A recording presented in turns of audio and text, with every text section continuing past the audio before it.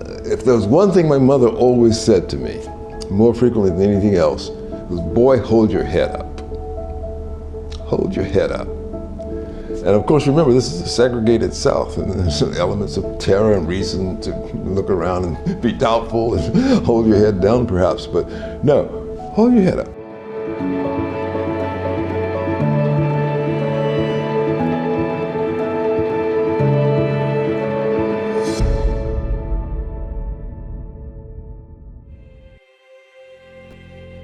Well, my name is William Allen. I am a retired professor of political philosophy, formerly dean at James Madison College, Michigan State University, and currently in ministry at the Center for Urban Renewal and Education as the chief operating officer. I was born in Florida on Amelia Island, a city called Fernandina Beach, in 1944. I was the middle child of 12. My usual characterization of that is being one of 12 children is perfect heaven for the children, perfect hell for the parents. How would you describe your childhood? Well, my father was one of the founders of the NAACP chapter in my hometown. We certainly grew up in the segregated South. We were not, therefore, unaware of the circumstances in which we lived.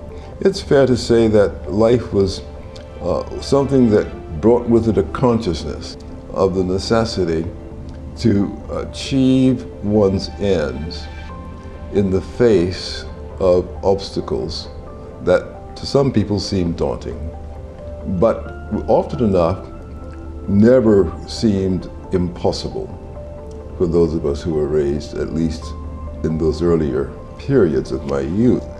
People don't quite understand what it means to live in a segregated society and to be, as it were, the object of contempt, derision, or hatred, or even random verbal violence, which could easily happen as you walk through the streets. But at the same token, we still resolve to accomplish what could be accomplished and to do it with a supreme degree of excellence whenever the opportunity presented itself or whenever we could create the opportunity through our own exertions. People were not so overcome with the spirit of oppression that they lacked agency. The time we're living through, where agency seems to have been called into question, has more to do with what happened since the era of Jim Crow, more to do with what happened with welfare dependency, more to do with assuming that to be poor means to be black, more to do with this most recent tendency to racialize all of life, which is a far more poisonous thing than existed when I was a boy. We knew better. We knew who we were. We knew what we were worth. We didn't need to be told by anyone. And we didn't need to be rescued. We only needed to defend ourselves. Is the uniquely American idea that all men are created equal compatible or reconcilable with our nation's past history of slavery? It is perhaps too facile when people say the country's history is a history of slavery. Well, slavery is one of the things that was part of the country's history. So has freedom been part of the country's history. So has been Great Awakening, religious revival. So have been processes of gradual expansion of the suffrage. So have been processes of industrial and economic development. There are many, many parts of our history. Slavery is one of them, and therefore not necessarily distinguished as the most important of them, though it was certainly the most perilous of them. And that was certainly highlighted by Alexis de Tocqueville when he wrote Democracy in America in the 1830s and dwelt at the end of his first volume on the question he called the three races in North America, and came to that very melancholy conclusion that while he could foresee some resolution, some way to bring together some element of reconciliation between the American Indian and the European, he could foresee no solution to the problem of the Europeans and the slaves other than a war of racial extinction. And that was his prediction. But of course, what America did was to disprove him. And it turned out not to be a war of racial extinction, but a brothers' war that brought slavery to an end.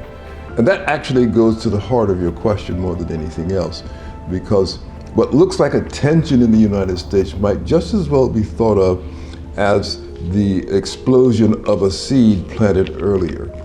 And that seed planted earlier was planted in the Declaration of Independence that you refer to in the proposition that all men are created equal and endowed by their Creator in appropriate manners, designing and designating self-government as the appropriate fate of humankind. That tension meant that people had to talk about not slavery, but freedom and equality. And only when they began to forget freedom and equality did the question of slavery emerge. And what was the response? Well, you had an Abraham Lincoln who said, no, let's go back and talk about freedom and equality.